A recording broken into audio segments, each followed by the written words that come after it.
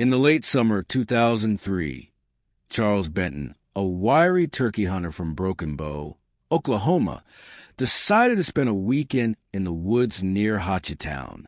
The Hochatown Mountains loomed over the landscape, their thick pines and tangled underbrush swallowing the sunlight by mid-afternoon. Charles was no stranger to these woods. He hunted them since he was a boy, learning every deer trail and creek bed from his father. But that August day, something felt off. The air was too still, the birds too quiet. Even the cicadas, usually a deafening chorus, seemed to hold their breath. Charles sat up near a creek, his shotgun resting against a fallen log as he waited for dusk to prime time for turkey. He brought a thermos of coffee and a pack of jerky, planning to stay until the stars came out. Around 5 p.m., as the shadows stretched long and thin, he heard it, a low, guttural grunt that rattled the leaves around him. It wasn't a turkey call or a deer snort. It was deeper, heavier, like the earth itself was clearing its throat. He froze, scanning the tree line. The grunt came again, closer this time, followed by the snap of a branch. Charles grabbed his shotgun, his heart thudding against his ribs. He'd heard stories. Everyone in southeastern Oklahoma had. The Green Hill Monster, the locals called it, a towering, hairy beast that roamed the Kiamishi Mountains and beyond. Bigfoot, Sasquatch, whatever you named it, Charles had always laughed it off as campfire talk. Until now, through the dimming light, he saw it, a massive silhouette standing in the creek, maybe 50 yards away. It was tall, at least 8 feet, with broad shoulders and arms that hung low, almost brushing the water. Its reddish-brown hair caught the last rays of sun, glinting like wet copper. Charles couldn't make out its face at first, but then it turned, and he swore he saw eyes, big, dark, and flat, staring right at him. He didn't think. He just ran. Charles bolted through the underbrush, thorns snagging his jeans, his breath ragged in his throat. Behind him, he heard the splash of water, then heavy footsteps, thud, thud, thud, matching his pace.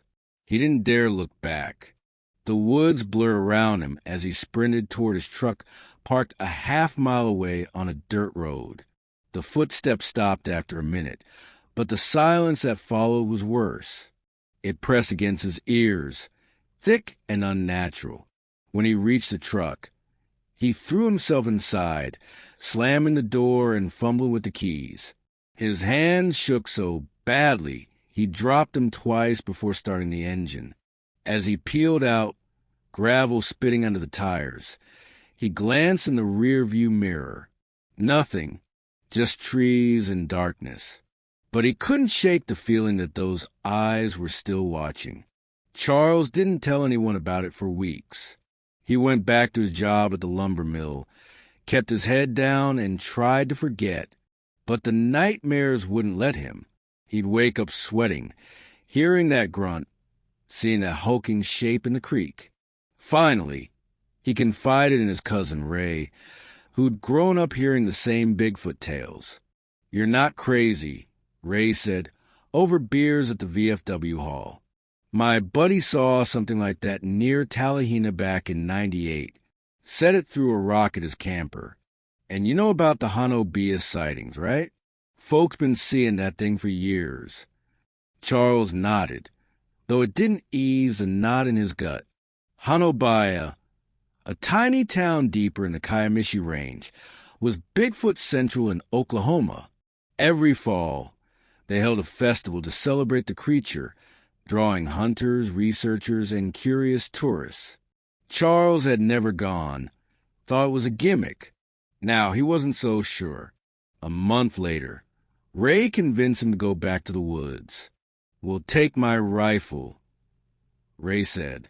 "If it's real, we'll get proof. If not, you can put behind you." Charles didn't want to, but the not knowing was eating him alive. He needed answers. They returned to the same spot on a crisp October morning, the creek glinting under a pale sun. Ray brought a camera, a .30-06 rifle, and a tape recorder, just in case. Charles carried his shotgun and a flashlight, though it was broad daylight. They set up near the log where Charles had been, waiting in silence. Hours passed, nothing but squirrels and a distant hawk. Charles started to relax, thinking maybe he'd imagined it after all. Then, around noon, the wind shifted. A stench hit them, rank like wet dog and rotting meat. Ray wrinkled his nose. What the hell is that? Before Charles could answer, the recorder crackled to life on its own. A low, whispering sound came through the static, not words, but something rhythmic, almost like a chant. They stared at the device, then at each other.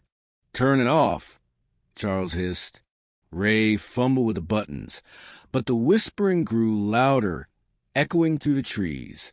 That's when they heard the grunt again, closer than before, maybe 20 yards off. Charles swung his shotgun up, scanning the brush.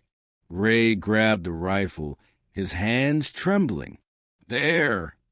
Ray shouted, pointing.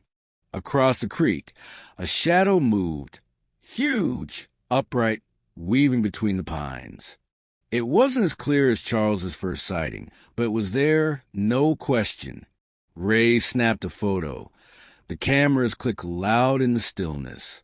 The shadow paused, then let out a roar, a deep, bone-shaking bellow that sent birds exploding from the canopy. Charles fired. The shotgun blast tore through quiet, and the shadow vanished, crashing through the undergrowth. Ray yelled, "Go, go!" And they ran for the truck again, the recorder still whispering in Ray's pack. They didn't stop until they were locked inside, speeding down the dirt road. Back home, they checked the camera. The photo was blurry, just a dark smear against green, but it was something. The recorder, though, was stranger. When they played it back, the whispering was gone, replaced by a single, clear sound, a long, slow breath like something or someone had been standing right over it. Charles never hunted those woods again. He gave his story to a local Bigfoot group, who added it to their files alongside dozens of others from the region. Some called him a liar, others a hero. Ray kept the photo pinned to his fridge, a fuzzy trophy of their brush with the unknown. But Charles couldn't shake the feeling that the creature hadn't just seen him, it had known him.